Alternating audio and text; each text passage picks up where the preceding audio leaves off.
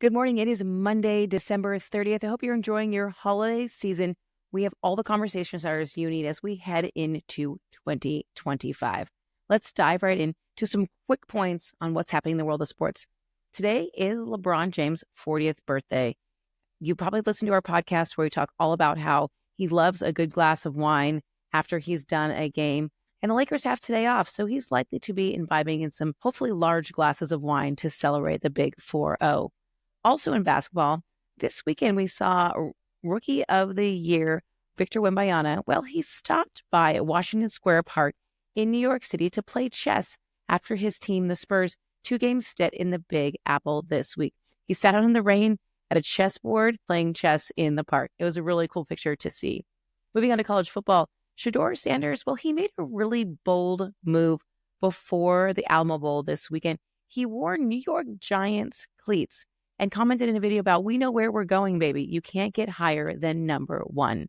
The New York Giants currently have the first pick in the NFL draft, which is on April 25th. And maybe Shedeur Sanders got a little bit ahead of himself because his team got blown out by BYU in the bowl game. In fact, they lost to BYU's first ever Jewish quarterback, Jake Retzlaff. Moving on to the Pop-Tart Bowl. We've all seen it on social media, the giant Pop-Tarts that turned into an edible mascot. Well, the game generated $12.1 million in earned media for Pop-Tarts. And the final mascot that was picked out of all the different Pop-Tarts was the cinnamon roll Pop-Tart that held up a sign that read, "Follow your dream." And then he popped into a toaster and popped out as a giant Pop-Tart for the winning team to eat. Moving on to baseball, Dodgers' Shohei Ohtani revealed that he and his wife, Momiko Tanaka, are expecting a baby. Congratulations to the two of them. Last but not least, let's move on to the NFL. Well, there was a duck on the field during a rainy game between the Tampa Bay Buccaneers and the Carolina Panthers. The duck garnered the most attention, but it was also a good luck duck as the Buccaneers walked away with a win.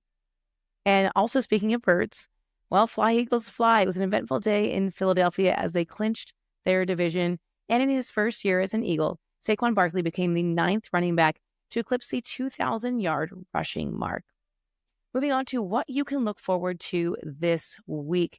New Year's Eve and New Year's Day, we have the next round of the college football playoffs. We have the Fiesta Bowl on New Year's Eve, where Penn State is taking on Boise. New Year's Day, we have the Peach Bowl with Texas playing Arizona State. Rose Bowl with Ohio State playing Oregon. And in the Sugar Bowl, we have Notre Dame playing Georgia. Little side note on that game, Georgia's quarterback, Carson Beck, well, he decided to have surgery, and he also declared for the NFL draft. So Georgia will be starting a backup in this big game. Semifinals will follow the next week, and then with the championship on the 20th of January, which also happens to be Inauguration Day. That's what we have for your week ahead. Enjoy it. Happy New Year. We'll see you here on Wednesday for the events to look forward to in 2025, and then again on Friday with your weekend preview edition of the podcast. Have a great week. Happy New Year.